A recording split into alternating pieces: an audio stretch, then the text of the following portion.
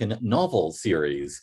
Our first three books have been, well, the sub-theme was fractures. We started with The Invisible Man by Ralph Ellison. We went on to Wallace Stegner's Angle of Repose, and now we are getting to Philip Roth.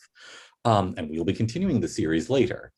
I will just mention first, very briefly, our participants. Mr. Stephen Malanga is the George M. Yeager Fellow at the Manhattan Institute and City Journal's senior editor. Professor Matthew Shipe is the senior lecturer in English and director of advanced writing at Washington University in St. Louis, also president of the Philip Roth Society and on the editorial board of Philip Roth Studies.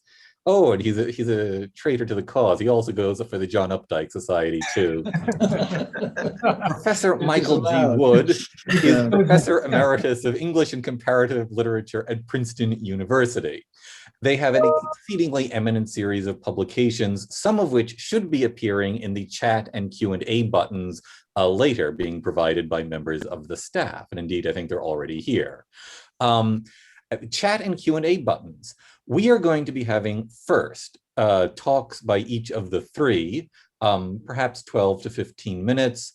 We will then have a moderated discussion, ideally sparked as much as possible by your questions. Please put your questions into the chat and or the Q&A buttons. Participants can look at them, but I will also just relay them onwards, in whatever order seems to fit a good conversation. Meanwhile, any questions that don't get answered by the end of this session, send them to me, randall@nas.org, RANDALL@nas.org. I'll be delighted to pass on your questions to the participants. Any question you have will be answered, even if we don't have time to deal with it now. I just want to, before we get to the actual talk, I just want to start with the first paragraph of American Pastoral, just so you get a sense of the prose of what we're talking about. The Swede. During the war years, when I was still a grade school boy, this was a magical name in our Newark neighborhood, even to adults just a generation removed from the city's old Prince Street ghetto, and not yet so flawlessly Americanized as to be bowled over by the prowess of a high school athlete. The name was magical. So was the anomalous face. Of the few fair-complexioned Jewish students in our preponderantly Jewish public high school, none possessed anything remotely like the steep-jawed, insentient Viking mask of this blue-eyed blonde, born into our tribe as Seymour, Irving, Levov. And I believe it is Mr. Malanga first. Thank you. First of all, let me say, I think I bring perhaps a different perspective, or let me give you my perspective. I was born and raised in Newark, not in the Weequahic section with Roth, but across town in the North Newark section. I began life as an English major, I guess adult life as an English major, literature major, and went to graduate school, but then made my way into journalism. At first, actually, financial journalism, which seemed very unlikely. But from there, I kind of migrated into writing about cities and urban policy. And it's from that point of view that I've written about Roth. In particular, about what I say is, his Newark novels present to me the kind of portrait of a successful blue-collar industrialized city and its neighborhoods in mid-century 20th century America that is very rare in American fiction. When I was in college, I actually took a course that was team taught by the American Studies Department and the Literature Department on the city in the American novel, but we read novels like Maggie, A Girl of the Streets, and Sister Carrie. Now, at the time, Roth had produced both Goodbye Columbus and Portnoy's Complaint. I guess neither one of them were considered, elevated enough for an American Studies course. But I, as someone from Newark, was very interested in these novels. I identified with them, although I don't want to go too far in claiming I identified with Portnoy. But there were two things in particular about those Newark novels. The one is that in Goodbye Columbus, Newark was a place that people who were getting educated and getting a college degree, especially ethnic people like Roth or like me, assumed they would leave and go out. And there was a sense of almost, I would say, inferiority. Let's put, which comes through in Goodbye Columbus, because you'll remember that Neil has this relationship with a Jewish girl whose family has already succeeded and moved out to Short Hills, and his girlfriend says things like, you act sometimes to her mother, you act sometimes like you're still from Newark. I laugh every time I read that line, because that was a very common line, even in my neighborhood. Stop acting like you're from Newark. Portnoy's complaint is something different. The thing that really struck me about it, of course, is that Alex wanted to leave Newark with a vengeance. And that was also so common of the people growing up and getting a college education in Newark at the particular time.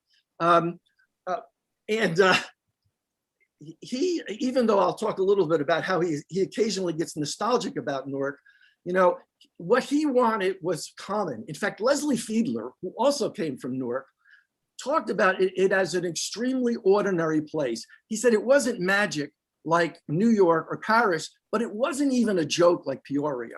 And frankly, if you think about the other famous novelist who came from Newark, Stephen Crane, really never wrote about the city itself. But for Roth, Newark becomes something else, especially in his later novels, like The Plot Against America, I Married a Communist, American Pastoral, and Nemesis.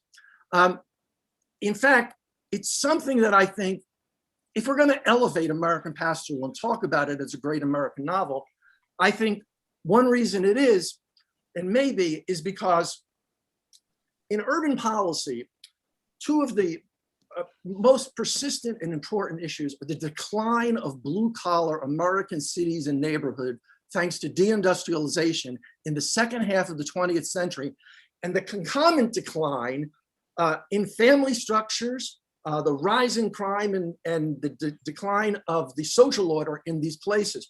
Both of these things become essential to Roth's later Newark novels, especially American Pastoral, and he uses them as a way of talking also about the place or the lack of place. I think that he himself felt, and certainly some of his major characters like Swede felt, as they leave this environment, the mid-20th century, close-knit ethnic community filled with strive and achieve immigrant parents, and go out into the great unknown of the second half of the 20th century. And Roth, I think, uses both individual characterizations and, of course, his characterization of Newark itself, I think, brilliantly to explore that in a way that I can't think any other novelist does. And in fact, I'm old enough so that when I was in graduate school, Gore Vidal published his famous or infamous essay in the New York Review of Books on the so-called New American Novel. This was something that Donald Barthelme, who was a experimental short story writer at the time, he had said that the only American novelists worth reading about, and this is in the 70s, were people like John Barth and Thomas Pynchon and William Gass. Well, you can imagine what Vidal had to say about this. He attacked what he called the academic bureaucracy, which he said was killing fiction with an emphasis on literature removed from everyday experience. I mean, the example we had back when I was in graduate school, one thinks of the notion of the writer in residence at a university writing a novel about a professor on campus writing a novel. Now, Roth had his flirtation with that form in some of his novels, but in his Newark novels, and particularly American Pastoral, he presents these portraits, these contrasting portraits of the vibrant blue-collar ethnic city where people without college degrees, strive and achieve and raise their kids in a middle-class environment, and then the decline of those places. There are times when he seems almost outright nostalgic about that, even though, he keeps pulling it back. In The Plot Against America, you remember the Roth character, because it's really his family in The Plot Against America. As a child, he's sitting on Chancellor Avenue, looking at the stars, dreaming about what a great life it is in Weequahic. He talks about Summit Avenue, where his home was, as being a gleam with life. Now, nobody in 50 years has thought of Newark in that way. Even in Portnoy, as much as Portnoy seemed to be this, this extended scream and cry against the suffocating, a neighborhood of Weequahic, he remembers the Jewish men and their Sunday softball games. And he says at the time, I imagine living forever in Weequahic. Now, there's a lot of irony in this because we already know that this was Portnoy was somebody who just couldn't wait to get out of Newark. It was way too suffocating for him. So he does actually leave. But in his novels, Roth talks in the Plot Against America, he talks about fathers in Weequahic working 50, 60 hours a week, mothers working all the time. Later in an essay, Roth describes his father's and mother's generation. He says that Newark was a battleground for them to stand between the European family and the American realities. These were folks who had heard what life in Europe had been like. And in Weequahic, they created a haven, which is a word that Roth uses, haven and enclave, again and again, to talk about the Newark of his childhood and to portray the Newark of his childhood. This was a place that filled with intact, protective neighbors and working class families. Now, Roth also gives you a sense in all of these novels about the tension that these folks feel. He says in American Pastoral, he talks about the contradiction of Jews who want to fit in and stand out, and he's thinking of himself here, who insist they are different and no different. In a 1989 essay, he wrote about the contradiction of wanting to escape into the unknown and holding fast to the familiar. In Pastoral, Swede confronts this tension. His father, Lou, who created their thriving Newark glove business, tells Swede, family is the biggest little word there is. Now, this is very, very reflective of Roth's own autobiographical writings. He wrote at one point about how his father's conversation around the dinner table was about three subjects alone: family, family, family, Newark, Newark, Newark, Jew, Jew, Jew. To which Roth then added in the essay, by the way, these are my favorite subjects too. Swede is of a different generation, obviously, than his father. He's of Roth's generation. He leaves Newark because at one point, there's really no place left for someone as rich and successful as Swede to live in Newark. By the 60s and by the 70s in particular, the famous neighborhoods of Newark, the rich neighborhoods, had begun to decline. The school system was falling apart. So he leaves and goes into the suburbs, but he feels slightly guilty about this. And so he feels an obligation to keep his father's business in the city. And this is very different. At one point, he tells us, we're the last manufacturing firm left in the city. He tells us that he received an award as the glove firm that stayed in Newark. But here's the thing. He tells us that as he's sitting in the factory, as the riots in '67 take place around him, he's wondering if he's going to have to defend his factory, if it's going to be burned to the ground because fires were burning around him. He patrols the outer, rim of the factory, and he worries about the workers who work for him, who have to go home into this place. The thing is, as Roth himself tells us, eventually even the Swede can't stay there. He sends the Newark Glove Company work to Puerto Rico and other places, and he describes Newark as the worst city in the world, the car theft capital in the world. But the thing is, he can't fully extract himself from that, because even after he has left, he traces his daughter Mary down to an apartment on what he quotes as one of the most desolate streets in Newark. And he names the street Railroad Avenue in Newark, which I can attest to is absolutely just a horror of urban design. And so what we see in is Roth, who had consistently constructed these images of the Newark as a thriving immigrant urban novel place, And by the way, in the mid 20th century, almost 2/3 of the people living in Newark, the adults living in Newark, were foreign born. So it was very much that place. But the destruction of that haven leaves people like Roth himself, who would occasionally go back to New Jersey, but his family had long moved, but also leaves people like the Swede and Ira adrift in the modern world. In communists, I married a communist, you'll remember that Ira flees Newark. His brother, Murray, protects him.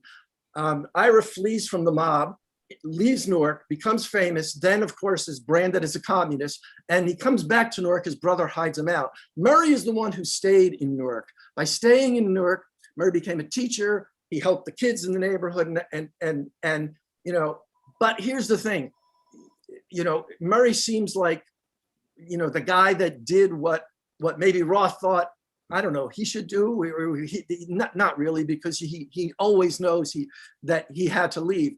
But here's the thing, at the end of the story, Murray stuns us because he tells Nathan Zuckerman, he tells him that by staying in Newark, his wife Doris had been murdered on a street corner in Newark. And he says at the very end of the novel, we should have moved. We didn't, and that's the end of the story. Pastoral, of course, is Swede's story, not just Newark's. And the thing about, urban decline and amid deindustrialization is it was accompanied by something else in the late 60s, a cultural revolution that involved a rejection of a lot of bourgeois values. I would say, including the kind of strive and achieve ethos of a place like Week Wake. What emerged, in that cultural revolution is sometimes narrowly defined as the sexual revolution. But I kind of prefer Tom Wolfe's term, the me generation, a term that I think is about 180 degrees from what you would describe as the kind of ethos of those parents in the Newark neighborhood. That change brings with it a striking fracture of the family that Roth's father and Swede fathers, so thoroughly believed in that family. And we see this deterioration in the family. Now, here's the thing, which I think comes through in American Pastoral.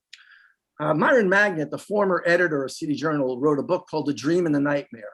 And this is a book about the Cultural Revolution and its impact on different socioeconomic stratas in American life. And what Myron argues in this is that people like Swede, right? People like Swede, they had the wherewithal to at least, to not have their lives completely deteriorate, even after the kinds of things that they experienced, like the breakup of his marriage, the horrible act of his daughter. So Swede bears all those things in his life. But remember, Nathan Zuckerman eventually runs into him when he's been remarried. He has a family with 3 kids.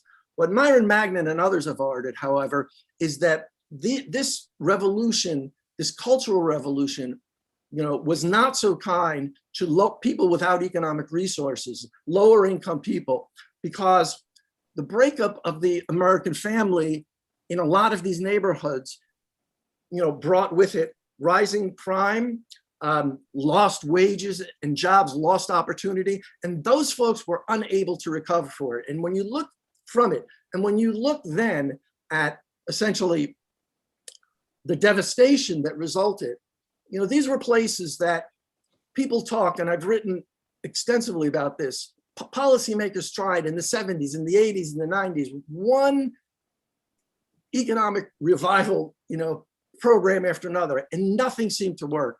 And part of it was that it wasn't just that these places had, experienced deindustrialization, but together with this kind of cultural change that had fractured the family, it had essentially eliminated the kind of havens that Roth had written about. And Roth manages in novels like American Pastoral to kind of illustrate both of these processes working together on a personal level and on the larger level through the individual characters, but also through the greater the greater, the issues that surround him, the larger issues like the industrialization. So, and here's the thing, Roth himself, after his first two Newark novels, felt a little bit, let's just say, I don't know, maybe self-conscious is the word. Also just maybe another word is disgusted at the reaction to those two novels, both of which were highly criticized by people in Newark and in the Jewish community. And at one point he says, in the late 70s, he's never going to write another novel about Newark. And yet he goes ahead and writes at least 4 more novels. And you should clearly, Nemesis is a really interesting novel about Newark, and his last novel, which is worth reading and something we can talk about if there's time later on. But even in the early 80s, he has a sense that there's something pulling him back to Newark. And he doesn't quite know what it is, and we find out in the 90s what it is. But in Zuckerman Unbound, Nathan Zuckerman, through whom Roth spoke so often, said, speaking in the third person about himself, which was, Zuckerman's habit, he said, all he wanted at 16 was to become a romantic genius like Thomas Wolfe and leave little New Jersey and all the shallow provincials behind. But as it turned out, he had taken them all with him. And American Pastoral is one of the places he took them. Thank you. Good. Thank you so much. Professor Shipe, I believe you would go next.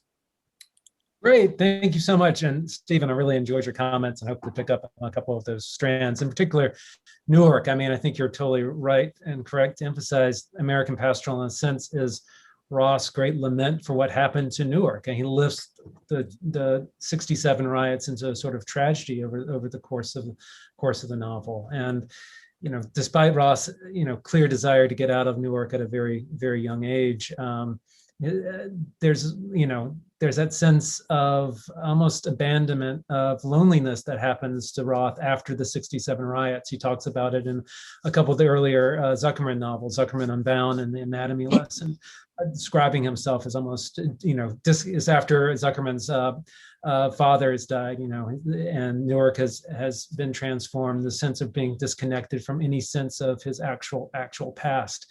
And in many ways, American Pastoral, I think, is the novel where Roth really begins, or really fully grapples with Newark and lifts it in a sense, as not only as a sort of example of what happened to American culture during the late 1960s, but lifts it as almost there's a sort of feeling of tragedy about how he presents Newark in the novel that I think is worth discussing today.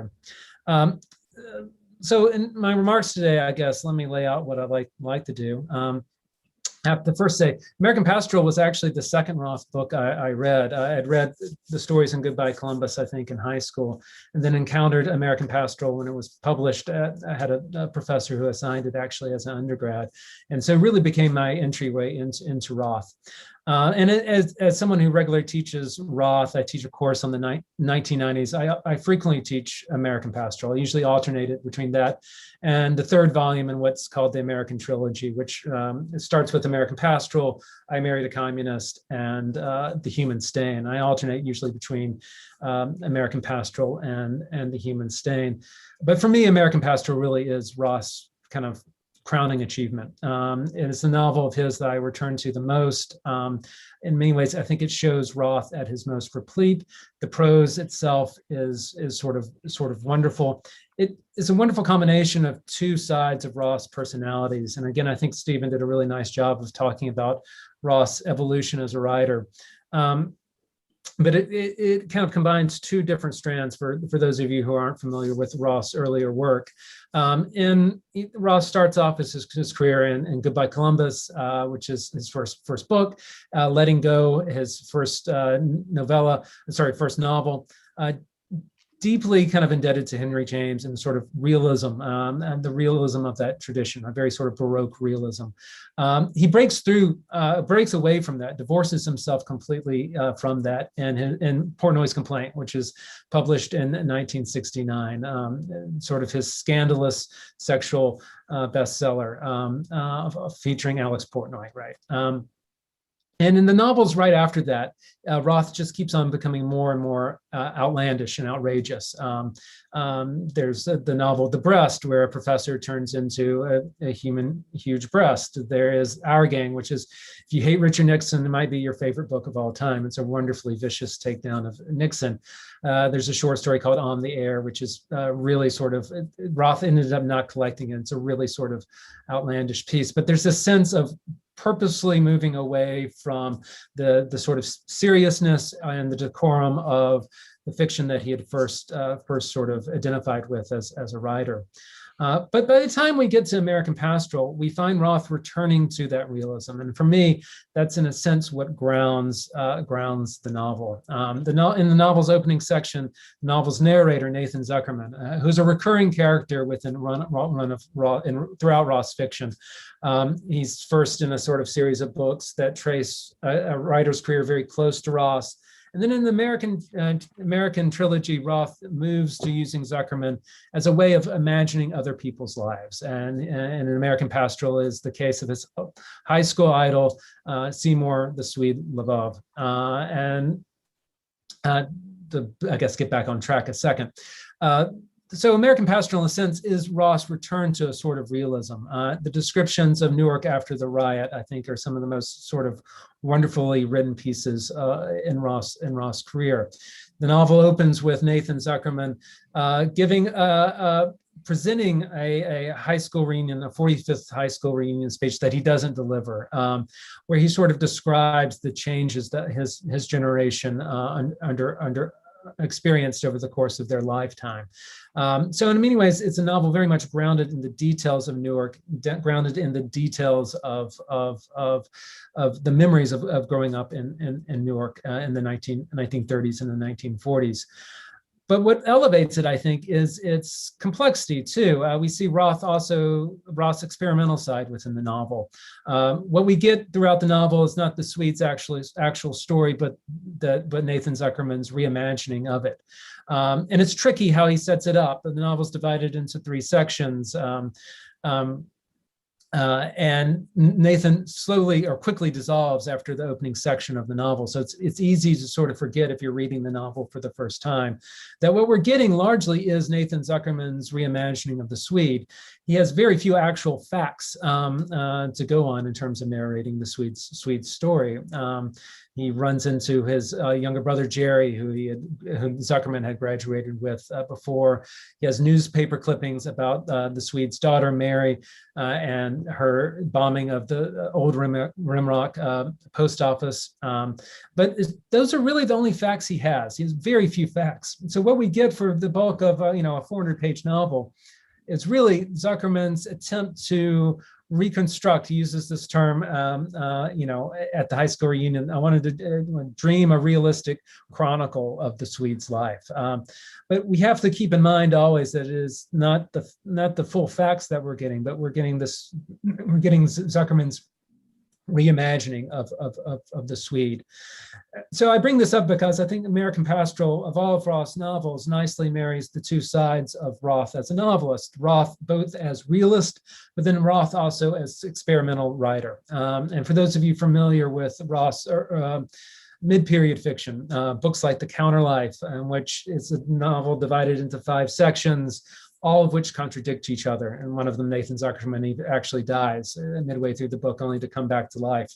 Operation Shylock, which is a book in which a character named Philip Roth encounters another character impersonating Philip Roth, who's trying to get all of the Jews to leave Israel. So American Pastoral follows these very sort of experimental, much more sort of postmodern, sort of inflected novels. And it does both things, and it does both things very well. It is both sort of grounded in the sort of realism that I think Roth first sort of internalized as a writer in the 1950s and the early 60s, but connects it with a more sort of experimental sort of narrative structure. And it's connecting those 2 and thinking about the implications of what Roth does in the novel that I think is so sort of significant and interesting. I also think this is Roth's greatest work in a lot of ways because it asks all the sort of big questions that we want. If we think about great American novels as a sort of thing or entity, right? It asks those sort of deep questions of history, of how we got where we are, that I think we expect novels like Moby Dick to do. Roth's asking these very sort of large epistemological sort of questions throughout the novel about how we ended up where we are. Again, I always return to the opening high school reunion speech that Nathan Zuckerman writes but doesn't deliver at his 45th high school reunion. And he's describing the changes that the United States experienced in the post-war trajectory. So from 1945, and the novel's published in 97, but the high school reunion, I think, is in 95. And it's the sense of how did America go from not only coming out of the Second World War to leaving the Cold War, but also how do we account for the tumult of the 1960s and the 1970s? How do we account for the tumult of the violence of those years? And what's, I think, so brilliant, so interesting about American Pastoral is that it does two things, I think. It speaks for the sort of desire for causality, for a narrative to explain things, right? While also sort of negating that ability to construct a narrative that explains everything. Throughout the novel, the Swede is trying to sort of tease out why his daughter turned into a sort of radical. Why did she bomb the post office? Why did she do what she did? And Zuckerman invents a couple of different things. He invents this stutter that Mary has as a child, and then he invents this incestuous kiss between the Swede and Mary at a young age. But what's interesting is that none of these explanations actually account for Mary or for the sort of larger violence of the 1960s. What Roth seems to be doing is suggesting that sort of deep desire for causality, that deep desire for a sort of comprehensible historical narrative, while also suggesting the history itself is not explainable. And The Plot Against America, which is a novel that we've been mentioning a good bit, is published after the American trilogy. It's published in 2004. In many ways, it's Roth's last sort of large novel before turning to these sort of smaller novels that he ended his career on. He describes history as the relentless unforeseen. And we feel that in American Pastoral, right? In what Nathan Zuckerman identifies as the indigenous American berserk, right? The sort of notion that there is this sort of violence that is a part of an inherent part of American history. It reoccurs, but it's inexplicable in a sense, right? And again, it's an interesting way of viewing history because it both suggests that we understand the 1960s, or particularly the sort of violence of the late 1960s, which the riots of Newark for Roth become a sort of emblem of. As both sort of an ingrained part of a larger sort of tradition, right? These are sorts of things that happen within American history that we can't fully account for, but we're also not fully explaining them at the same time too. There's no sense of causality. There's no connecting point A and point B. And so for me, American Pastoral asks all of these sort of large questions. It's large questions that we feel other novelists at the time during the late 1990s grappling with. We look to Toni Morrison's Paradise asks us very sort of similar sort of questions. I think Louis Menand and the New Yorker did a really wonderful review when I think both novels were like published within a week of each other, and striking how they both review the late 1960s and ask similar sorts of questions. We feel John Updike, and I have to admit, I'm a traitor to I'm torn between the Updike and the Roth Society. So we'll hide this video from the Updike Society. Updike asking similar sorts of questions in the Final Rabbit novel, but also in his kind of last big novel, In the Beauty of the Lilies. We feel Thomas Pynchon on the more postmodern side asking these similar sort of questions in Vineland, and then in Mason and Dixon. So Roth's work can easily be sort of contextualized with this group of writers. A lot of them belonging to the silent generation, a lot of them belonging to coming of age in the 1950s, too old for the greatest generation, too old to be hippies, who found themselves sort of betwixt and between these two larger American movements, right? And I think that sort of stuckness helps account for Roth's sort of perspective on the 60s and the sort of his perspective in American Pastoral. That is, on the one hand, there's a sort of especially in a pastoral, sort of deep affection for the father's perspective, Levov. The novel ends in sort of comedic, horrific fashion with a drunken suburban wife nearly blinding the Swede's elderly father, all set against the stage of Watergate. I mean, so it's the way in which Roth very sort of purposely sort of pits this one family's decline with this sense of national decline, national sort of dissolution. But there's a real sort of lament for a loose generation, while also a sort of recognition of the necessity of the violence to a certain sort of extent, right? And there's a lot of work been done on how American Pastoral, in a sense, revisits the questions that Roth asked in Portnoy. And I think, in a sense, that Portnoy's complaint gets read as a sort of product of the sexual revolution or of the me generation, and it is. But Roth seems to be rethinking those questions, not negating his younger self necessarily. I don't think what's fascinating to me about American Pastoral is how Roth kind of brilliantly encapsulates all of these perspectives on the 60s, on American history, on Newark, without taking a sort of simplified position. That is, the form of the novel itself allows all of these sort of perspectives to be in play. So we end with this sort of this notion that the violence is somehow necessary or ingrained part of American history, while also lamenting all that was lost. So just to elaborate on a couple other points before I guess I turn things over. One of the things I want to emphasize, I guess, is the form of the novel. That is, how we understand that the questions, the depiction of the Swede that we're getting in the novel is coming from a character. It's coming from Nathan Zuckerman. It is his imagining. And in a sense, and in doing that, Roth is questioning our sort of ability to ever quite get other people or history right. And this is where I do want to highlight my favorite passage in Roth. If I could print a T-shirt with this passage, I would do this. I love this passage. It's early in American Pastoral. It's on page 35, if you happen to have the book with you. And yet, what are we to do about this terribly significant business of other people, which gets bled of the significance we think it has and takes on instead a significance that is ludicrous? So ill-equipped are we all to envision one another's interior workings and invisible aims. Is everyone to go off and lock the door and sit secluded like the lonely writers do in a soundproof cell, summoning people out of words, and then proposing that these word people are closer to the real thing than the real people that we mangle with our ignorance every day? The fact that remains that getting people right is not what living is all about anyway. It's getting them wrong that is living, getting them wrong and wrong and wrong, and then, on careful reconsideration, getting them wrong again. That's how we know we're alive. We're wrong. Maybe the best thing would be to forget being right or wrong about people and just go along for the ride. But if you can do that, well, lucky you. I love this passage. Because it nicely, I think, sets up a problem that Roth explores throughout his fiction, that notion of getting people right, which is impossible. I mean, we feel it as early as Goodbye Columbus, and certainly in his first novel, Letting Go, a sort of inability to ever read someone correctly. But what's so interesting, and I think so brilliant about American Pastoral, is how Roth takes this sort of question that, in a sense, describes interpersonal relationships, or and moves it to sort of national stage. How we can never quite get history right.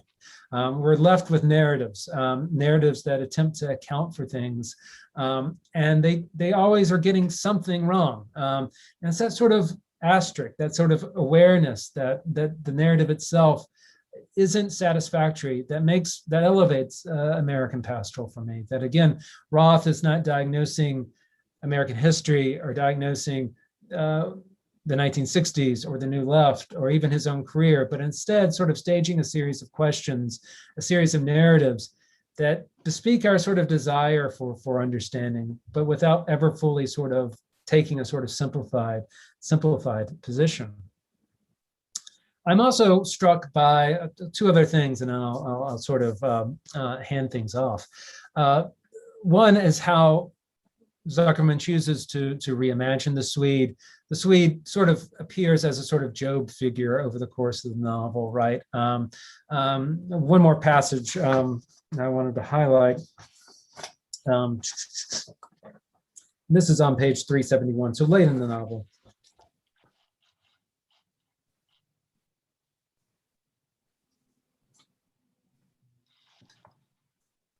And this is after the Swede has re-encountered his daughter, after he's met her in the slums of Newark. He finds out that she's not only killed other people in other terrorist attacks, but she herself has been raped and has converted to Jainism and has renounced all violence, including eating other sort of creatures and sort of living in filth in the rubbles of post-riot Newark. And again, it really suggests how things sort of spiral in American Pastoral. It's a novel that sort of slowly builds and things just keep on unraveling. But this is after the Swede has met his daughter again, and is just horribly disturbed by what he's found. This is Zuckerman writing as the Swede. Madness and provocation, nothing recognizable, nothing plausible, no context in which it hangs together. He no longer hangs together. Even his capacity for suffering no longer exists. And this brings me back to the frame of the novel. And I think one of the more interesting things that Roth does in American Pastoral, and again, one of the things that makes it a sort of startling read once you kind of step back from it, is that we never return to the frame of the novel. That is, if you're familiar with the book, the first 80 to 100 pages, we're with Zuckerman, we're with him at the high school reunion as he recounts an earlier meeting with the Swede in the mid-'80s, where he meets Swede's sons, and he talks about his second marriage. And then Zuckerman recounts his brother, Jerry, and finds out about the bombing, and it totally distorts his understanding of the Swede. We drift into the Swede story, kind of mid paragraph, and we never return to Zuckerman. The book ends with the Swede. It ends on this dinner party taking place during the summer of Watergate, and that sort of refusal to return back to our frame, I think, is really sort of purposeful to the argument that Roth, or one of the arguments that Roth is making in the novel. That is, we never see how the Swede gets back from his sort of post-riot, post-Mary. He finds out his wife is having an affair. All these sort of awful things happen in the novel. We never see how he goes from there to where he is in the mid-1980s, remarried with 3 sons. That is, and I think Roth purposely doesn't pursue this sort of question. That is, how does the Swede put himself back together once that sort of veil of innocence has been shattered, or has been lifted? Sorry, mixed metaphor. He never returns to that sort of question. So we're left wondering, both on a personal level for the Swede, but also on a more national level for the United States, what happens when we encounter the American Berserk? What happens when we encounter this sort of violence? It distorts, reshapes our sense of ourselves, reshapes our sense of our nation. And how do we move forward? And for me, that's why this novel really resonates. I think it nicely articulates Roth's wonderful ambivalence about not only Newark, but also about America. On the one hand, Roth is a deeply sort of patriotic writer. He's a writer who deeply loves America. On the other hand, he was also, highly vocal opponent of the Vietnam War, highly vocal opponent of Richard Nixon. He actually got into it with Updike about the Vietnam War. Updike's position was more, he called himself not a dove, if that sort of double negative makes sense. But Roth's own sort of, and then his very outspoken against George W. Bush and Trump. So very sort of critical of his nation at the same time too. In many ways, his love of America is instilled into him as a child growing up in the Depression and then in the patriotism of the Second World War. But then he becomes disillusioned, first in sort of the McCarthy years, and then certainly by the sort of violence of the late 1960s. And for me, this novel nicely captures Roth's own ambivalence, own confusion, own sense of sort of being torn about America. And it's that really rich sense of not resolving things, of that makes American Pastoral, for me, the richest of Roth's novels. From ranking Roth books, I put American Pastoral one. The book right before it, Sabbath Theater, which is deeply offensive in a lot of ways. That's also, I think, as strong of a book as Roth has ever written. So it's also interesting, and I'll close here, how Roth in the 1990s, really in his 60s, elevates himself. Very few literary careers, I think, resemble Roth's in a sense. He makes his reputation in a lot of ways in the mid 1990s with Sabbath Theater, American Pastoral, I Married a Communist, and The Human Stain, and these sort of large, expansive books that consider the trajectory of the post-war nation. So I'll end there. So thanks. Thank you so much. Professor Wood. Okay, thank you. I'm going to pick on a number of things that Matthew and Stephen already said, and go a little around them or a little further. I'd like to start with a quotation from a letter by Philip Roth, and then I'll say something about a number of other things. Here's what he wrote in 1988. Until now, I have always used the past as the basis for transformation for, among other things, a kind of intricate explanation to myself of my world. An intricate explanation to myself of my world. Now, this is a letter by Philip Roth, but he's writing it to a fictional person. He's writing it to Nathan Zuckerman in a book called The Facts. So that first thing we can think about, what's it like to write a letter to a fictional person as distinct from writing a letter to an actual person? It's a bit like what Stephen's saying about what happens when you print the address you never gave, right? To the we become in American Pastoral, we become the recipients of a kind of address that was not given to anybody else. And this is a way of thinking. I want to think about, essentially I want to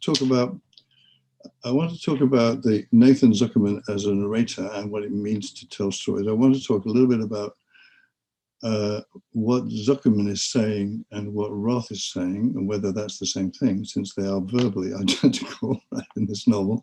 And I want to talk about distrust, the question of distrust. One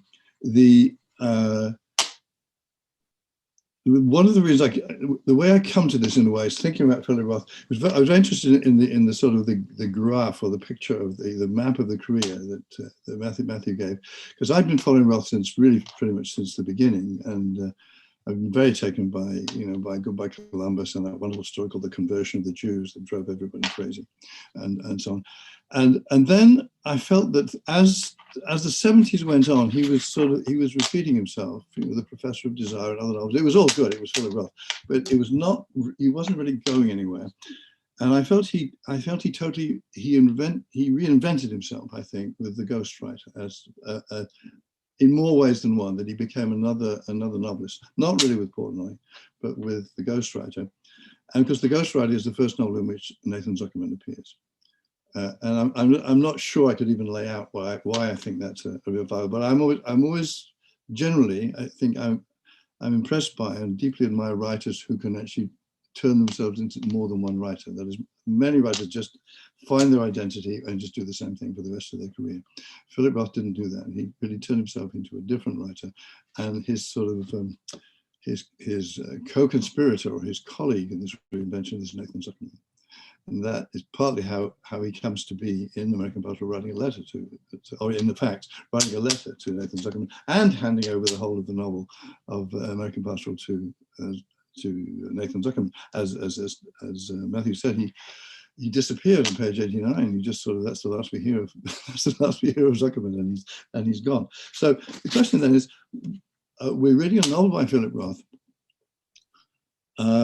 which has been, the narration of which has been handed over to a fictional character created by Philip Roth, who is nevertheless interpreted in some ways who is Philip Roth in all kinds of ways, but he's been handed over to him, and he's handed over the narration of this novel to this figure, which means, I think, that we can't, one thing it means is that we can't simply take this as Roth's speech, right? That is, we must somehow, whatever we do, we have to make some allowance for Nathan Zuckerman's character, personality, interests, career, what he's done, and so on. And the first thing we hear about when he has dinner with the Swede is, I want to be in touch with Nathan Zuckerman, the author. Are you Nathan Zuckerman, the author? And he says, yes, I am Nathan Zuckerman, the author. Now, behind this author is another author. It's Philip Roth working this stuff. And I don't think this is a riddle. I don't think it's kind of postmodernist game. I think it's a question of,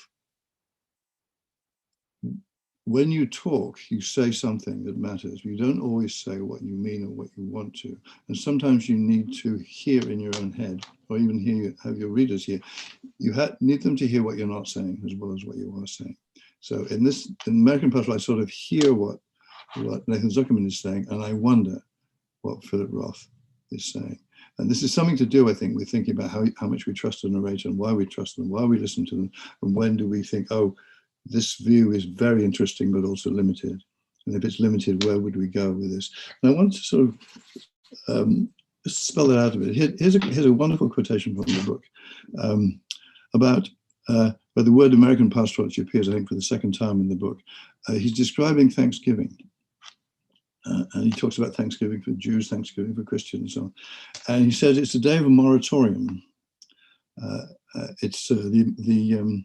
It is the Thanksgiving, he says, is the American Pastoral par excellence, and it lasts 24 hours. Then it's over. What he also says about it is it's a moratorium for everyone in America who is suspicious of everyone else. So the idea, it seems to me, that's an absolutely wonderful idea, the idea of a moratorium on suspicion. Right. And the second, I think, really interesting idea lying behind that is, why would we need a moratorium on suspicion? Or how did we come to be so suspicious of each other that we needed a day off from our suspicion? And this relates in interesting ways to what happens to the Swede's daughter, for example. She's repeatedly described as a monster. The Swede's brother says, look, you're her father, and you should deal with a lot of things, which in fact he hasn't dealt with. And then Jerry says, even a monster needs parents. And there's a whole sense, but by definition, a monster is what is not human. A monster is what we can't understand. A monster is the alien, right? But then some of the things that Nathan Zuckerman says about the monster suggest something else, which go very much with this question of suspicion. For example, at one point, thinking about her, about Mary, about the girl who bombed the post office, Nathan Zuckerman says, distrust is the madness to which they have been called. Distrust is the madness to which they have been called. They here are the weathermen, all the SDS, all the left-wing activists of the 1960s, including Mary. That is, they've been called to. It's mad from the point of view of Sweden, and indeed from the point of view of many people. And Roth too, I think. It's mad, but the form the madness takes is distrust. It relates in a way to another thing he says about Mary. For her, being an American was loathing America. And that speaks very nicely, I think, to what Matthew was saying about Roth's own position about America. I don't think Roth thought loathing America. I don't think he thought that was the correct position, but I don't think he thought it was incomprehensible either. It was there is part of being, I mean, put it another way, many people felt this in the time of the war in Vietnam. Being critical of America was to be true to America, and to be truer in a way than to speak of this dream. But the question remains here, lurking through the whole of this book, is what is the connection? This again, I'm repeating Matthew here. What is the connection between ordinary, decent, successful life and the madness of distrust and the violence of resistance in this way? Is there a connection? And I guess this is the question, I think, that exactly that Zuckerman is posing, doesn't know the answer to. And I don't think Roth knows the answer either, although this would be too long to explain, and I probably couldn't explain it properly. I don't think Roth's sense of what he doesn't know is the same as Zuckerman's sense of what he doesn't know. I think they don't know different things, but they would in any case say that that there was a time when we trusted each other.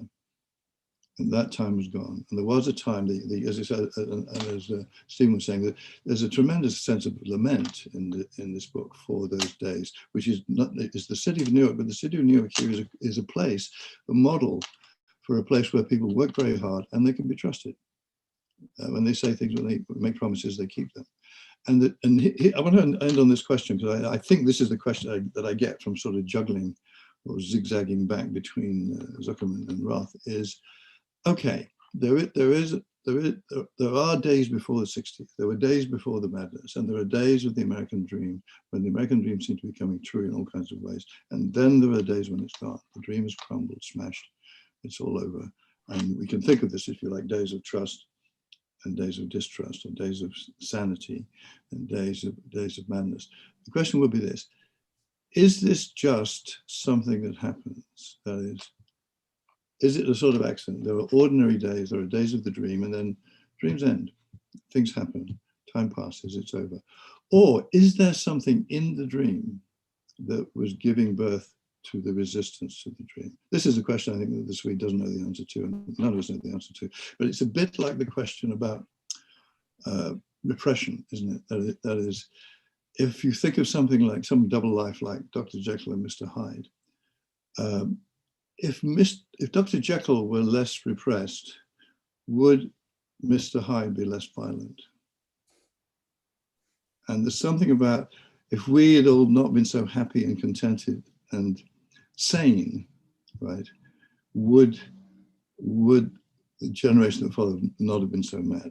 I don't know the answer to this question, but see, I do think there's a difference between thinking, both of them quite plausible. One is that things happen, time passes, and one historical mood, a moment of trust, just comes to an end for thousands of different reasons. And there's nothing wrong with it. And the next thing that happens is what happens.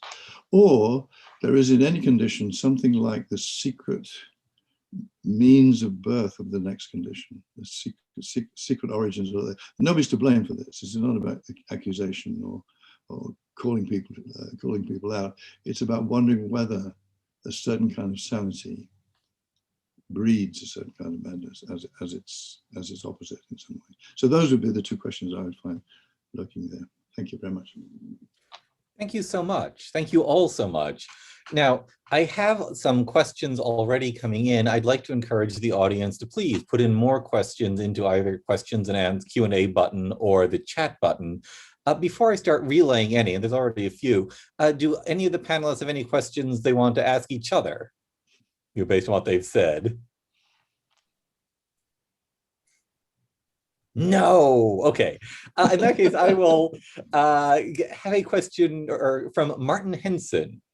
Two astonishing things about this novel are the fact that this is Zuckerman's imaginative recreation of a life, sort of doubly removed from Roth as author, and the dinner party, which is at least a quarter of the novel. Crazy structure, like a late Beethoven string quartet.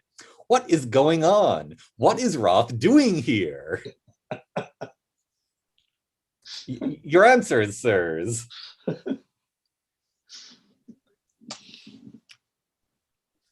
Matthew, do you have a go at this? Yeah, no, I'll take it, sure. I mean, I think it, first of all, nicely picks up on maybe one of the points Michael was making about remembering the sort of particularities of what this Zuckerman knows and what he doesn't know, and the sorts of questions that he's asking, and the sort of state of mind he is when he's writing the Swede's story or reimagining the Swede's story. And he's very purposeful to talk about his own years in sort of seclusion, his prostate cancer. He's sort of death inflected. He's very obsessed with death at this stage in his career and his life, and that plays into how he imagines that final sort of structure. I think the comparison to Beethoven is wonderful. I mean, Roth himself was a huge aficionado of classical music, and I think that you can probably feel that sort of structure in that last section, which really just, I mean, for me, American Pastoral is a novel that keeps on just sort of spiraling down and down and down and down. And the dinner party, which takes place, as the questioner points out, over about 100 pages of the text, really just explodes the novel in a sense. And it's this sense of complete sense of America gone berserk, America sort of gone haywire. Two things about that final section. There's a sort of conversation between this academic named Marcia, who's the husband of wife of one of the Swede's friends. She's an English professor, and between her and Lou, the Swede's father, about Deep Throat, the 1972 porno film. And Lou sort of lamenting, like, how can a film like this exist? It shows such a lack of feeling for other people, which I think nicely goes to Michael's emphasis on distrust. I mean, in a sense, Lou's lamenting something very sort of similar, and Marcia is reveling in this, in a sense, of course, that in this sort of transgression, only through very sort of, going back to Adam and Eve, transgression brings us knowledge. And again, how Roth stages these two perspectives against each other in the section. But then also the final moment of the novel where Lou is nearly blinded by a drunken Jesse Orcutt. And the novel ends not with statements, but with questions. And maybe this speaks to the questioner's question. Sorry, I'll find a better word than question. But it speaks to, I think, the impulse behind the question. Our last sort of, acknowledgement of Zuckerman here is, and it was, what is wrong with their life? What on earth is less reprehensible than the life of the Levovs? And I think how we read those questions, kind of from what perspective Zuckerman is asking them, and to what extent we can answer them. In a sense, again, I agree with what our other two panelists have been saying about how this novel sort of reflects the sort of questions that Roth is asking. But in a sense, is the sort of transgression here, is the sort of knowledge of the late 60s bringing us, is it exploding a myth that needed to be exploded in a sense? Mm-hmm. Or is there something really substantial that has been lost? And for Roth, I think, what's interesting about Roth is, of course, highly aware of violence and cataclysm happening throughout the 20th century. I mean, the ghostwriter is haunted by the Holocaust and reimagining Anne Frank's character. But Roth, I think what makes him interesting in a sense is asking what makes being an American make these questions of the horror, the violence, the berserk so particularly painful in a sense. Is it some quality of being an American, of having imbibed these myths or believed in these myths as a child, that makes this sort of violence particularly sort of incomprehensible or particularly sort of painful? And then how do you move forward after that point? And I don't think Roth has an answer for that question. It's why we don't get the history of the Swede from 1973 to 1995, right? Because in a sense, we just know the Swede carried on, but how did he carry on once his sense of himself and his sense of his nation have completely fallen apart? Other people on that? Just one thing, I think, a sort of answer to that question, which a phrase I really like, is at one point, I think this is where they're having dinner. It's when he's talking to Jerry, one of his first conversations with Jerry. He says, writing turns you into somebody who's always wrong. Now, I think that's a good thing. I think it's a wonderful remark, and I think it's a good thing for a writer to think. I don't think it's something that Roth himself believes. It's actually more difficult than that. Sometimes you're right and sometimes you're wrong. Right? It's too elegant and too emphatic, right, to be true. Right?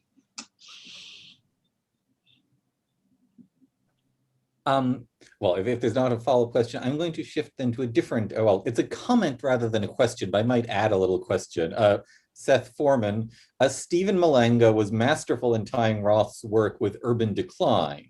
But as he and Matthew Shipe indicated, Roth is very realistic about urban decline and racial strife, but he always pulls back before any conclusions can be drawn about it. There's a feeling that the urban crisis was fated and not associated with any particular human decisions. I think in this way, he is not as courageous as Saul Bellow in Mr. Samler's Planet, or Norman Podhoretz in My Negro Problem and Ours, that follow through to a negative judgment about the tragedy of race relations in America. And so that's the comment, which I would ask you to comment on, but I'll just actually add a question, which is, would you agree that he is not as courageous, or do you think he was aiming at a different goal for which, therefore, the judgment of not courageous is not correct? Can I jump in first? Sure. Okay. So first of all, thanks to Seth for bringing up what is, for people who care about the novel as a kind of urban excavation, Mr. Samler's Planet. It also is iconic. Roth is occasionally angry in his biographical, his nonfiction about Newark, but rarely so. And you're right about that. I'm going to give you from American Pastoral maybe the angriest thing about what happened to Newark, and it comes from Lou. What Lou says as the riots are going on, and he's still alive, and he's responding to this kind of nihilistic notion that we're just going to burn the city down. He says, "I built this business with my hands, with my blood. They think somebody gave it to me? Who gave it to me? Who gave me anything ever? Nobody. With work, W-O-R-K. But they took that city, and now they are going to take that business and everything I built up a day at a time, an inch at a time, and they are going to leave it in ruins." So that is, I will admit, a kind of rare anger that you see, because there is a sense, more of a sense in Roth, that these were larger, if you will, historical movements taking place, and his generation were victims of it. At the same time, I mean, if you look at Mr. Samler's Planet, first of all, it's brilliant that Bellow chooses, of course, a Holocaust survivor, who ruminates on how life on the Upper West Side of New York is becoming, more and more disorganized, even than in Nazi Germany, and so it's just a brilliant vehicle for this. There are some crucial differences that I think perhaps help us to draw distinction. Newark was a place like Detroit, like Cleveland, like all those industrialized cities, that there seemed to be no alternative. And maybe Roth thinks that himself, even though I believe that when he talks about the cultural changes that went on, when he thinks about the comparisons that he makes to the Newark that was thriving and striving to the Newark that he became, I think he gives us examples of what went wrong, but there is a sense even within him that this was fated. New York City is something a little different. New York City was still considered a successful city with a future that was being ruined by bad policy, by bad actors, and in particular, people like Bellow and also Tom Wolfe about that time were infuriated by what Tom Wolfe called the limousine liberals, and the extent to which they were acceding to what they saw as the kind of destruction of the civil order, the civic order in New York City. So they're kind of very different cities for those reasons, and the books are different. But Bellow is just acid. He's acerbic on this, and it is a fascinating novel. I think the circumstances are very different, but I would agree to a certain extent, Roth, even though he tells us in retrospect, he tells us what worked, if you will. And as I suggested, the notion that Newark was fated to fail because of deindustrialization ignores what happened to community in the city, what happened to family, what happened to the schools. But I do think that he was swept away more by that, certainly than Bellow. But these are very different circumstances in very different cities, and there were different, interpretations, if you will, about that. And of course, Tom Wolfe came back 20 years later, just about, with Bonfire of the Vanities, in which he makes it very clear what he thinks of what's happening to New York City. But anyway, that's kind of part of my take. I think I agree really in that sensibility, and just to emphasize sort of historical perspective too. I mean, Samler's Planet comes out in 70, 71, is that right? I mean, it's so much closer to the events of the time. And I think that's one of the key differences between the books. Roth actually tries to write American Pastoral in 1973. He has a manuscript called How the Other Half Lives, and it features a character named Swede Levov. His daughter bombs something, right? And it's very close to the actual narrative bones of what he revisits 20 years after in American Pastoral. But he's talked a little bit about just being too close to the events of the 1960s at the time to write a novel on it. And he puts it aside and he writes his baseball novel, The Great American Novel, which is an underrated book. I like that book, actually, quite a bit. Good. I'm glad it's a small fan club for The Great American Novel, but I'm trying to build it. So there's a sense of being too close to things. And once he has the character of Nathan Zuckerman, that seems to sort of open things up for Roth in rewriting the book. But there's a sense that Roth never fully interrogates the sort of, I mean, he does to an extent in American Pastoral, but I'm thinking about the first sort of mentionings of the riots in Roth's fiction, and there's very small mentionings of it in Zuckerman Unbound, which comes out in 1981, and in The Anatomy Lesson in 83. It's just a sense that the Newark of his childhood is physically no longer there, that it's been transformed. It's not really until, The Human Stain, where Roth, I think, considers to any extent the African-American experience growing up in New Jersey. There's not a real sort of interrogation of the sociological and the political factors that led to the riots in that sort of kind of, in that sort of way. He begins to do it in The Human Stain. Newark just becomes a sort of symbol for an America that has disappeared. I mean, in American Pastoral, it's very deliberate that the high school reunion doesn't take place in Newark, but takes place in a suburban country club. It's a sense of being displaced, and it's that sense that I think Roth hones in on, rather than sort of, I think, interrogating some of the other questions that led into the transformation of Newark. Again, I think he does it a little bit in the Human Stain, but not it's not as full, perhaps. Professor Wood, do you want to add to this? Or? I think that's very well answered, I think, the question. All right, in that case, I have another question, which is actually directed first to Professor Wood, but it's open to all, from Frederick Dolan. An American novelist who does seem to think that there's something deeply wrong with the sane America, and that gives rise to the other one, is Thomas Pynchon. But distrust isn't his diagnosis of what's wrong, is it? Comparative thoughts. Actually,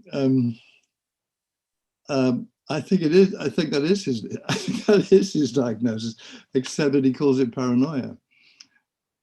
So I think there's something very close there. It's a different perspective. That is the Roth perspective is domestic and social and is pictured in neighborhoods. Like, do you trust the people on the corner? Do you trust the people on the street? And how can you live in a place that's become the car theft capital of the USA and so on?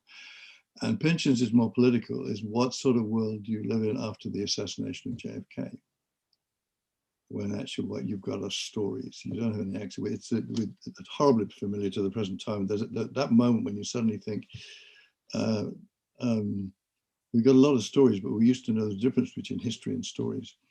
And now we sometimes do and we sometimes don't.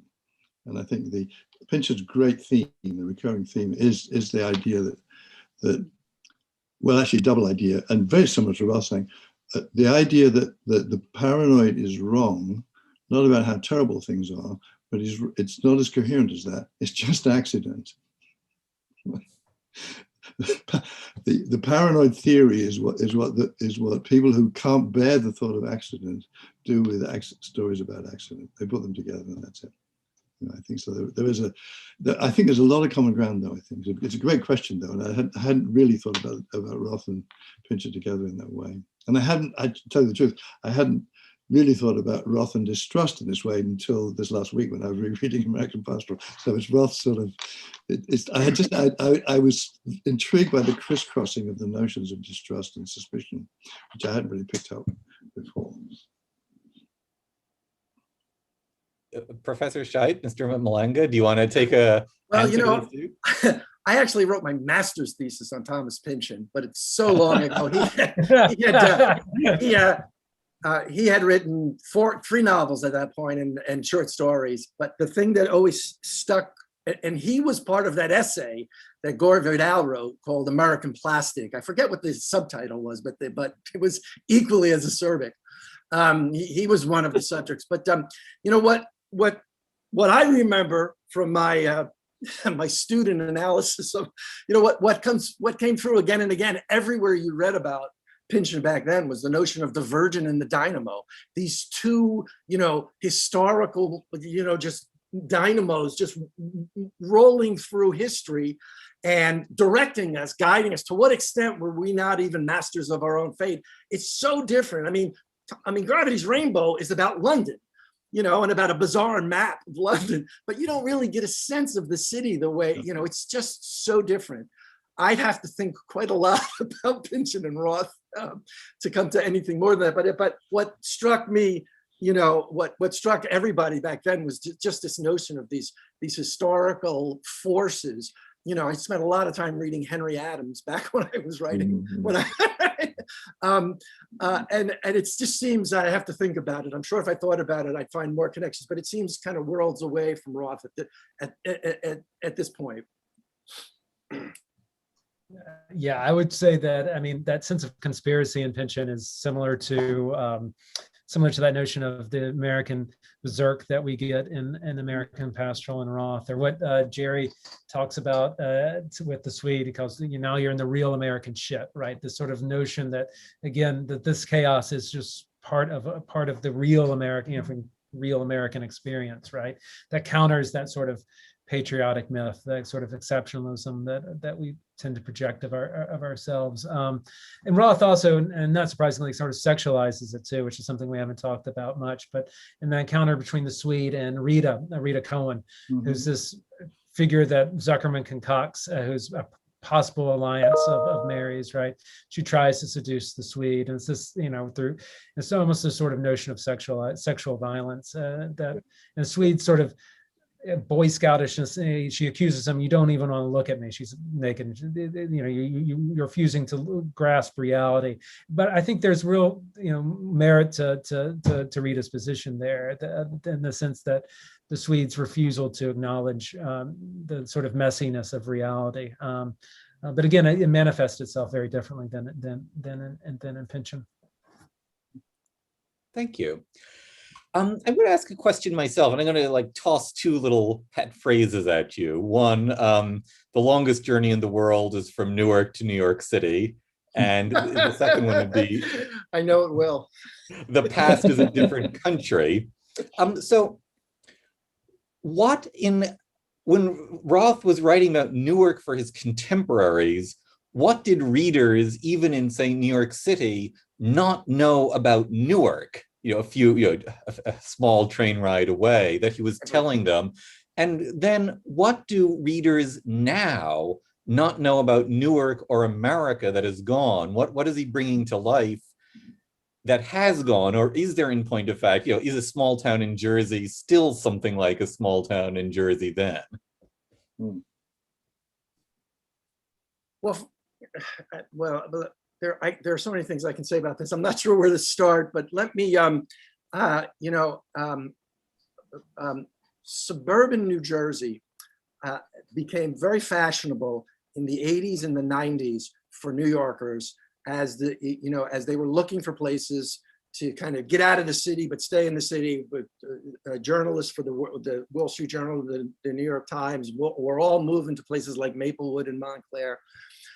In other places around the country, there began a kind of back to the city movement that began to slowly revive cities. But Newark never participated in that because it remained simply, the social order it remained a very, very dangerous city, at times the most dangerous city, considered the most dangerous city in the country, and the car theft capital, as even the Swede says.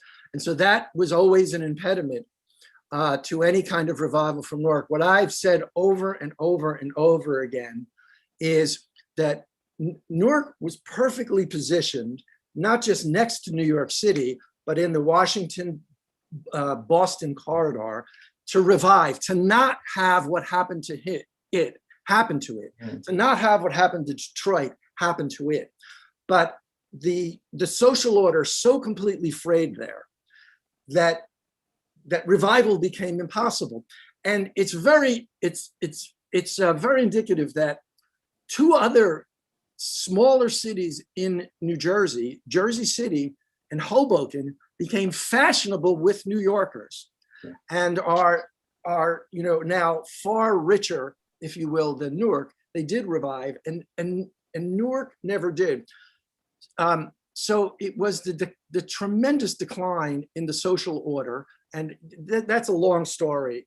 Having grown up in Newark when in the 60s and 70s and the 80s, when you would dial 911 and cops wouldn't show up because of a long history of corruption and just mismanagement. This was the city that,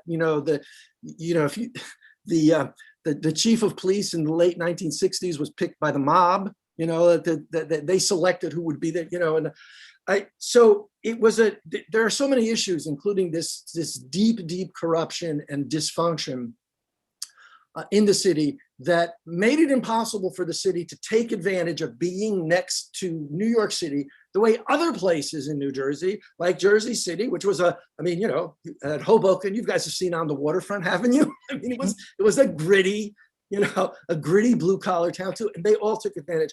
So Newark did not. And I think in particular, when people want to talk about the forces that swept places like Cleveland or Detroit or Buffalo, I always stand up and say you can't include Newark in that.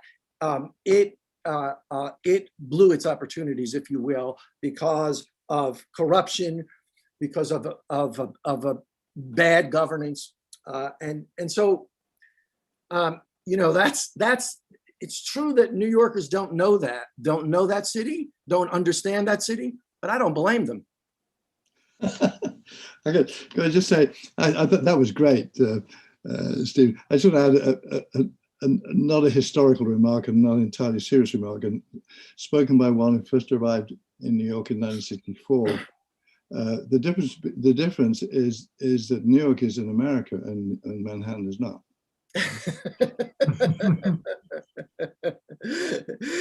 The only thing I will say to that is that with the revival of Manhattan came the revival of neighborhoods in the Bronx and in That's Brooklyn true. and in Queens that are That's very true. much like the Newark that I knew, and that That's Newark very did true. not benefit from that. And Hoboken was very much that kind of place too. So that's really the failure. And people now talk about the possible revival of Newark. We're starting to see it. But what I tell the people is it's been so long, it's not even a revival. It's like it's a new city. It's like, it's not even the same anymore. So we can't really talk about the revival so much. It's like a new city is emerging on the Passaic River. We'll see where it goes. Right. Cool. Professor Shipe or Wood? Yeah, I would just sort of further I'll bring in Updike. I've got to bring up Updike if I'm in Updike Society. Updike, Updike and Roth, same age. Updike was a year older. Updike's from a very small town in Pennsylvania, Shillington, kind of outside of Reading. And Updike, like Roth, is a writer who, uses his past and returns to Shillington in much the same ways that Roth returns to Newark. The difference, I think, is that for Updike, Shillington becomes a sort of nostalgic small town America that he keeps on sort of remining over and over and over again. And as Stephen was suggesting, what I think gives Newark resonance for Roth is that his Newark is gone, in a sense, that is unrecognizable, in a way that's very different than how Updike experiences his hometown or how we think of small town American life. There's something about the particularities of Newark that for Roth, he's able to make it sort of resonate, and so sort of larger, sort of test case for a sort of larger sense of American loss. I think it becomes a sort of example of that loss. So he's able to take advantage of that history in a sense, rather than just sort of personal nostalgia in the way that a writer like Updike does in revisiting Shillington. So Newark, the particularities of Newark, I think, have become very important. And in his later fiction, really starting with Sabbath Theater, which is the book right before American Pastoral, and in Sabbath Theater, American Pastoral, I Married a Communist, and then again in The Plot Against America, and his final book, Nemesis. It's not quite Wordsworthian, but there's a sort of impulse to conserve that lost world in a sense. Roth really doesn't write about Newark for the middle years of his career. Really, after Portnoy's, through the early Zuckerman books, really it's not until Zuckerman Unbound that we return to Newark. Newark's outside the sort of confines of his fiction. But in those late books, he really just goes back to conserving that past. There's something that fiction can do in terms of capturing not only the personal memories, but that sense of the city as it existed in the 30s and the 40s. Can I just add something too? I'm going to bring up a writer that maybe doesn't have the weight of Roth, but I've been interested in him again because I look at these kind of important socioeconomic issues and the way they've influenced people's lives. And I find it fascinating because so many writers of fiction don't seem interested, but Richard Russo in particular, and his novels about small towns in upstate New York left behind by the blue collar economy, and what happened to the people in those towns. Or the thing about Russo, of course, is that he grew up in Gloversville, by the way, which was where Roth supposedly went to actually study the glove industry, because Gloversville was the home of the glove industry. Russo grows up in Gloversville. He doesn't have the whole family life because his father is really like the father in Nobody's Fool, right? Yeah. His father is really like that, but he's kind of raised by his mother and his grandparents. But he remembers Main Street in Gloversville in the 50s when it was thriving, and on Saturday afternoon, people were going to the local department store and they were going to the movies. But then he also experiences within 15 to 20 years, the complete decline of that place. And so Russo, the piece I wrote about Russo, I called them Tales of the Deplorables, because, essentially these were the kind of forgotten people. And Russo really gives us that world of, they spun into drug addiction, alcoholism, a real sense that the only way to survive was to get out the way he did. And I think, I enjoy Russo's work because he's so focused on those issues. And as we read even today, it's almost so, about the opioid crisis and the addiction crisis in these places. I think he reminds me of what Gore Vidal was saying. We'd like to have a few novelists who actually write about what's happening in people's lives. And these people in particular haven't really, are often forgotten. They're even forgotten in politics, for crying out loud sometimes. So, and I just wanted to bring up Russo. Yeah, great. Thank you. It's 3:27, so I'm going to ask for some closing comments from each of you, and then I'll just have like a closing bit for the NAS. There is, I know, at least one question waiting. To our questioners, send your questions to me. I'll be glad to pass them on. But at this point, I would like to have people do their closing comments, I guess in the same order. So Mr. Malanga first. Okay. Well, I didn't prepare any closing comments, but there's a comment here from someone, which I just, let me close with that. He said, wasn't Roth focused on just his small neighborhood in Newark and not the whole city? The thing, and I thought of this, and I try in my pieces actually I do discuss this a bit. It is amazing the extent to which the Weequahic was different because it was Jewish. It was the same. In my pieces, I talk about the demographics of Newark in the time of Roth. There were, a sociologist identified 30 different ethnic groups living essentially in immigrant communities, distinct immigrant communities. Well, you know, it's so interesting to think, was Newark a diverse city? Well, it had 30 different ethnic neighborhoods. On the other hand, everybody was living in their own neighborhood. But that wasn't shocking. When I talk about Roth talking about Newark as a haven, as an enclave, these were people, of course, who had come to America and had lived terrible lives in Europe. And of course, where would they settle but among them, around themselves? But if you look at the demographics of the city, the demographics of most of Newark in the 30s, for instance, was very similar to the demographics of Weequahic itself in terms of two-parent families, in terms of income levels. So this was the whole city, but it was also, but yes, Weequahic was very different, but it was also very similar. Roth himself says something like this, and I think that is important to understand. I mean, to give you just one startling example, more than 2/3 of all families with children in Newark at that time were two-parent families. Today, 70% of all children in Newark, 70 to 80%, are raised either by a single parent or by someone who's not their parent at all. And that's one of the tragedies of deindustrialized cities. And that was something that wasn't just true of Weequahic, although Weequahic is a very distinct place, and Roth is very particular in how but it was true of that kind of blue collar city in general in mid 20th century. So I think that maybe that's just my final message. Don't think when you read Roth that it's just because it's about a Jewish neighborhood on the very edge of the town that was, you know, that was very different. In fact, of course, in communist, Roth has Ira and Murray grow up in the Italian American section, the old First Ward. Almost as a way of saying, look, you know, they're outsiders, but they're also not. So that's kind of my last word. Thank you. Professor Shipe. Sure.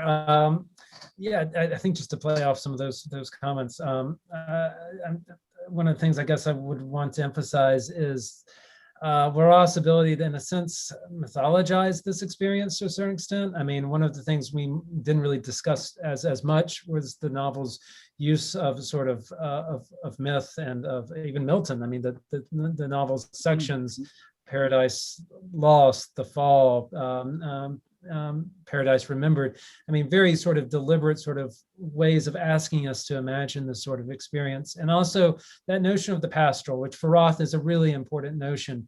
There's a passage in The Counterlife, his novel from 1986, where he talks about that sort of desire for the pastoral and the sort of strifelessness, both on a sort of personal level and a sort of historical level that the genre portends. And Roth is constantly trying to puncture that myth, and is what, you know, again, American Pastoral's, you know, cover, the photo in flames, in a sense, is a way of exposing that myth to a certain extent.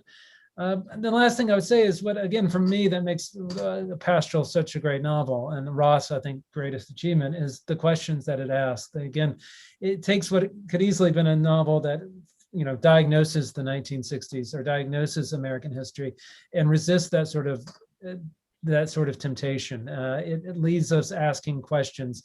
The novel ends with those sort of questions without resolving them. And it's that sort of tension and ambiguity that, for me, makes American Pastoral particularly sort of resonant.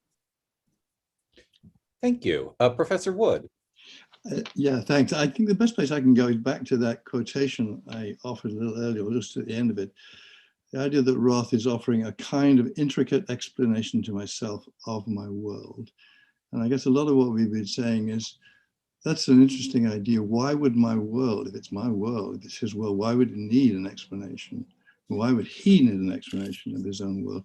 And that strikes me as a really, actually it goes closely to some of the things that Matthew has been saying, is maybe to want an explanation of your world, to need an explanation of it, for yourself of your own world, is the right thing to think about, rather than to think either that you already have an explanation or you don't need one. I guess, and that idea of sort of things need explanations, and maybe even one stage further to devise for yourself an explanation of the world you live in, and then perhaps not entirely believe in it, but feel you got somewhere, not stuck nowhere. Thanks. Thank you.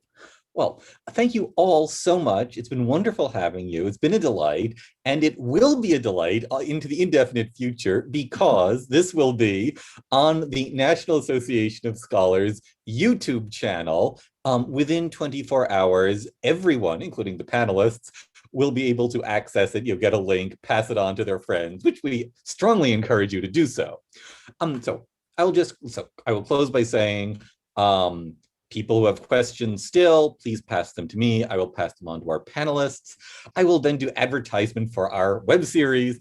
Our next Great American Novel webinar will be, I believe, August 10th. It's actually short stories. We're going to be looking at Washington Irving, two of his short stories, Rip Van Winkle and Sleepy Hollow, as we go from fractures to fables, I believe it is.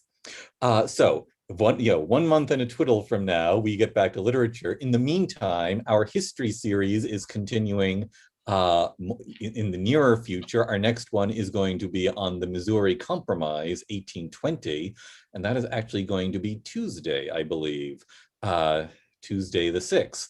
So history soon, and then more history to come, and then literature. We will be keeping on going.